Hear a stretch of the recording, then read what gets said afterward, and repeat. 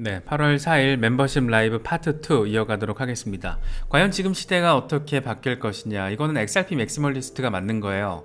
비트코인 맥시멀리스트가 이걸 보면 기분 나빠할 건데 어떤 시대 변화의 양상을 보여주기 위해서 만든 것 같고 상당히 재밌습니다. 트위터가 X로 바뀌었고 택시가 우버로 바뀌었고 인터넷 익스플로러가 크롬으로 바뀌었듯이 CD가 스포티파이로 바뀌었잖아. 비트코인도 XRP로 바뀔 거야 라고 지금 한 XRP 맥시멀리스트가 만든 이미지입니다. 뭐 비트코인 맥시멀리스트가 보기에는 불쾌할 수 있는데 이 1, 2, 3, 4, 5번에 대해서는 동의하지 않을 수 있지만 이 4번까지만 보면 시대가 많이 바뀌었어요. 그렇죠? 이 영역이 A 영역이 B 영역으로 넘어서는데 그렇게 오랜 시간이 걸리지 않았습니다. 다 20년 안팎이에요. 20년 안팎의 시간에 이렇게 거대한 변화가 만들어졌습니다.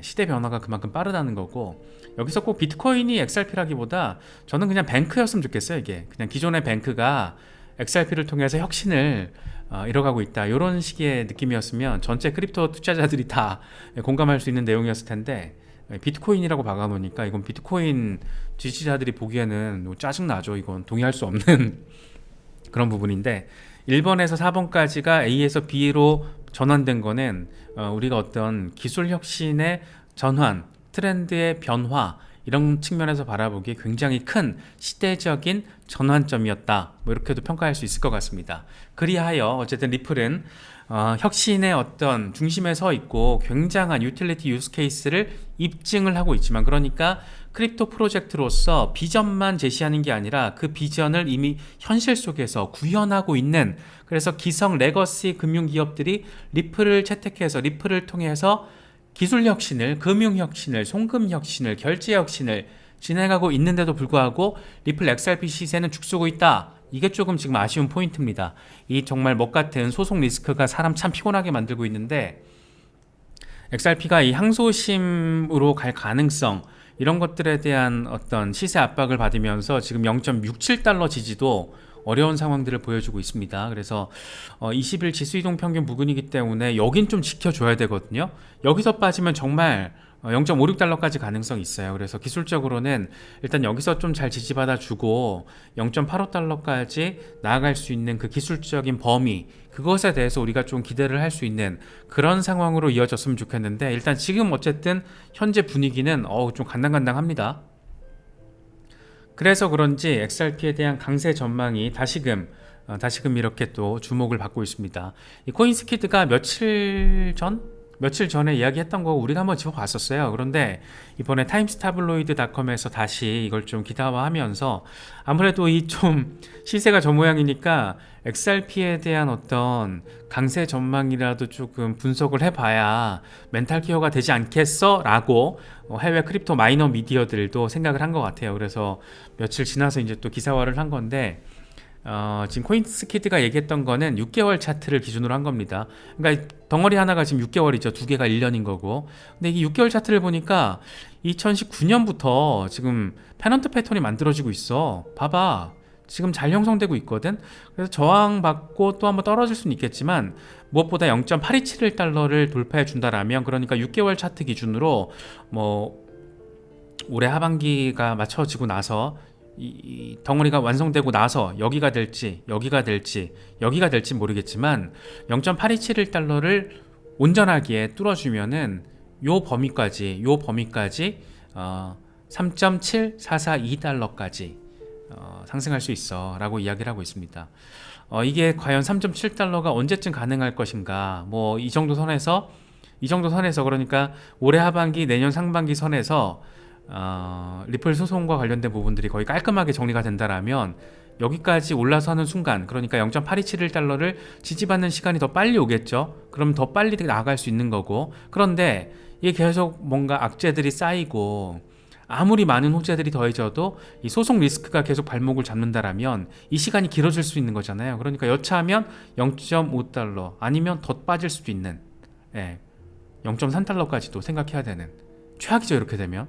그래서 이런 일은 벌어지진 않겠지만 어쨌든 지금 중요한 이 소송 리스크가, 이 범위를 지금 쥐어짜고 있는 악재가 소송 리스크입니다. 0.94달러에서 지금 0.0 6, 7달러 사이를 쥐어짜고 있는 게 지금 소송 리스크예요. 딱 이 범위. 요거를 넘어설 수 있는 어떤 호재성 하나가 나와주면 그러면 딱 정말 좋을 것 같은데, 아무튼 뭐 조금 장기적으로 봤을 때 6개월 단위로 봤을 때는 이런 분석도 가능하다라는 거는 좀 기억을 하고 계시면 더 좋을 것 같습니다. 이거는 코인게이프가 얘기했던 거예요. 리플의 32% 랠리 가능성, 일간 차트고, 일간 차트를 기준으로 봐도 이번에 7월 중순에 리플 소송 약식재판 판결이 나오고 나서 폭등을 하고 나서 지금 일간 차트를 봤더니 삼각 패턴이 지금 진행되고 있네? 여기서 해주면은 다시 0.94달러까지 나아갈 수 있다. 이 32% 랠리를 상단 저항을 이번에 뚫어내면 우리가 좀 기대를 해볼 수가 있을 것 같아. 그러니까 지금 중요한 게 뭐냐면, 가급적이면 빨리 0.7달러 위로 잘 돌파 지지를 받아주면 기술적으로 봐도 이런 의미 있는 포인트들이 지금 자리해주고 있는 겁니다.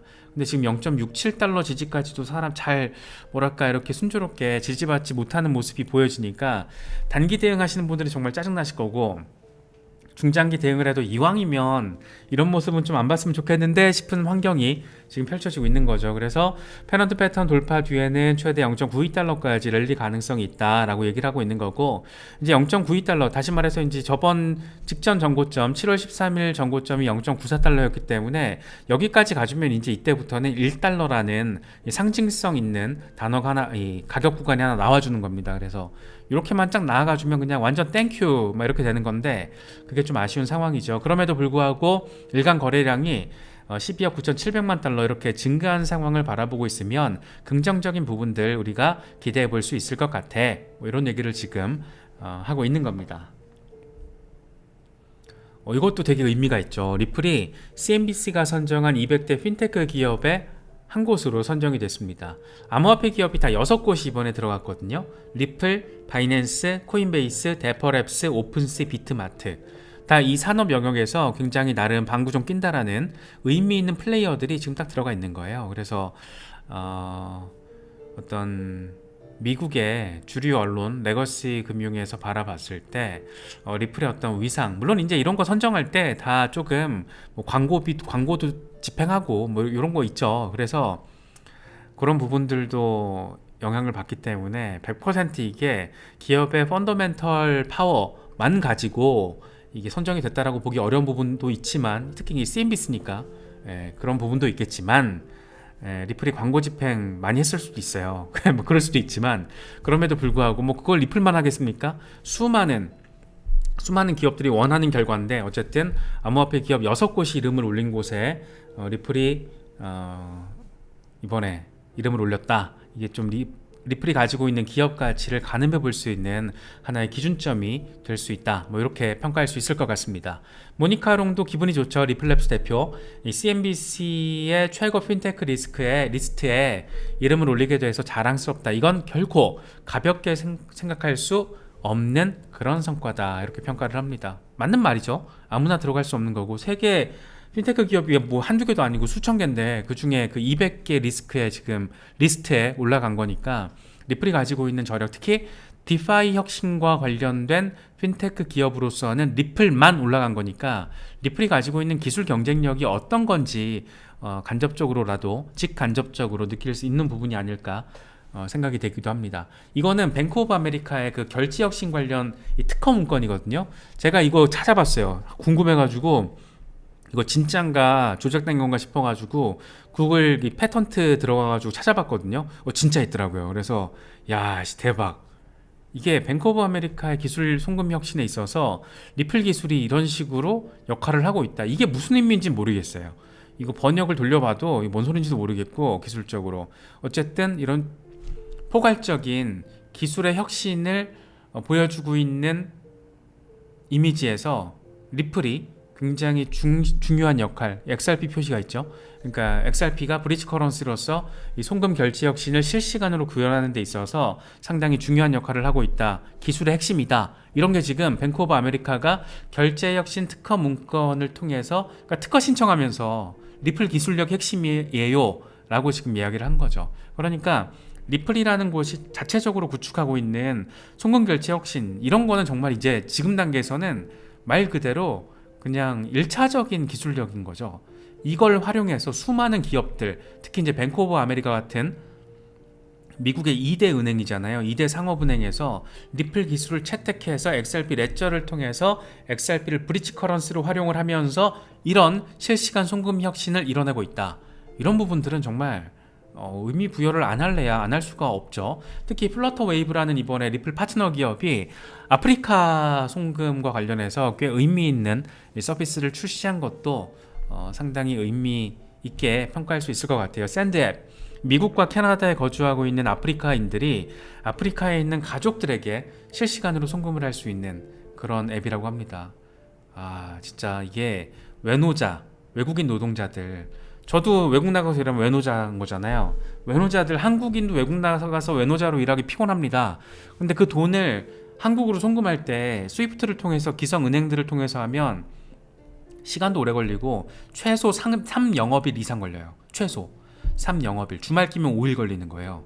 그래서 시간도 오래 걸리지, 이 돈이 잘 오고 있는 건지 뭐 그냥 기다릴 수밖에 없지. 수수료는 또 오지게 비싸요. 수수료는. 그런데 이제 XRP로 송금해 보신 분들은 아시겠지만 수수료가 거의 공짜입니다. 거의 공짜. 있긴 있죠.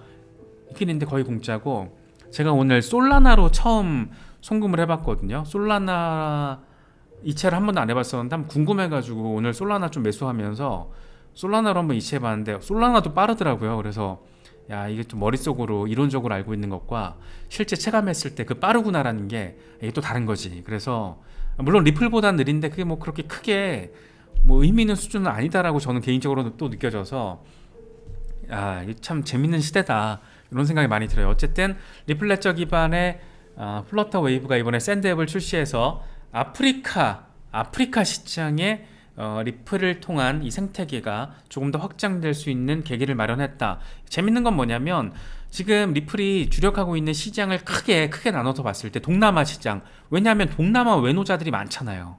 동남아 시장, 특히 태국 중심적으로 지금 하고 있잖아요. 아예 태국의 회사 그냥 지분까지 사버리고 막 이러니까. 또 하나가 이제 중동 아프리카 메나 지역. 왜 그럴까? 지금 아프리카 송금액 규모가 2022년 기준으로 1,000억 달러 넘었다라고 합니다. 어마어마하죠. 그러니까 시장성이 있는 거예요. 현재도 시장성이 있는데 앞으로는 더 커질 거 아니야. 그러니까 아프리카, 특히 중동 북아프리카 이 메나 지역에 돈도 때려받고 사람도 보내고 지금 그러고 있는 겁니다. 그런데 그런 리플의 전략과 맞춰서 리플의 파트너 기업들이 딱 리플의 그런 송금 혁신을 더 의미 있게 빚어줄 이 생태계 확장과 관련해서 아주 의미 있는 이번에 서비스를 출시를 한 거죠. 플러터 웨이브. 멋진 기업이에요.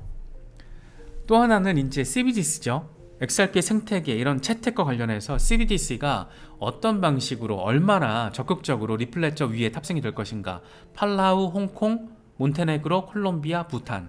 지금 공식적으로 5개 나라, 물론 이제 홍콩은 국가는 아니지만 자치 도시면서 동시에 이제 중국과 연결성이 있기 때문에 그게 더 하나의 중국이라는 관점에서 바라봤을 때는 리플의 어떤 추후 미래적인 포텐셜 측면에서는 상당히 의미가 크죠. 팔라우, 홍콩, 특히 팔라우에서는 이번에 이제 스테이블 코인까지 출시가 됐고, 홍콩에서는 부동산 자산의 토큰화 이슈를 홍콩 정부의 CBDC 프로젝트의 일환으로 리플이 지금 진행하고 있는 겁니다. 재밌는 상황이에요. 이런 상황에서 이번에 영국 중앙은행이 발간한 문건 하나가 굉장히 핫한 관심을 받고 있습니다. 제목이 이래요. 핀테크 엑셀러레이터 개념 증명. 사실 이게 뭐 무슨 말인지 직관적으로 빡 오진 않죠. 빡 오진 않는데 일단 부제는 이렇습니다. 리플 인터레저 프로토콜을 활용한 결제 동기화 탐색, 이렇게 되어 있는데 이것도 이렇게 딱 와닿지는 않습니다. 그러니까 쉽게 말하면 인터레저 프로토콜을 사용한다라는 것은 각각의 다른 프로토콜을 리플이 브릿지 커런시 XRP를 활용하면서 하나로 연결한다라는 것을 지금 인터레저 프로토콜이라고 굉장히 조금 있어 보이게 표현을 한 건데, 실시간 결제 지원이 가능한 리플 플랫폼을 활용해서 결제 혁신이 가능하다라는 점을 지금 강조하고 있는 겁니다. 누가? 영국 중앙은행이. 이게 핵심인 거죠. 그러니까 우리의 기대 포인트는 여기 6번째 이 구간에 영란은행이 들어가는 상황인 거죠. 이거는 커요. 이거는 팔라우나 몬테네그로, 콜롬비아 정부가 리플을 선택한 구간은 약간 임팩트가 다르다라고 개인적으로는 조금 기대를 하고 있는데, 영국중앙은행이 이렇게까지 얘기를 하고 있으니까 괜히 또 기대감 갖게 만드는 거잖아요.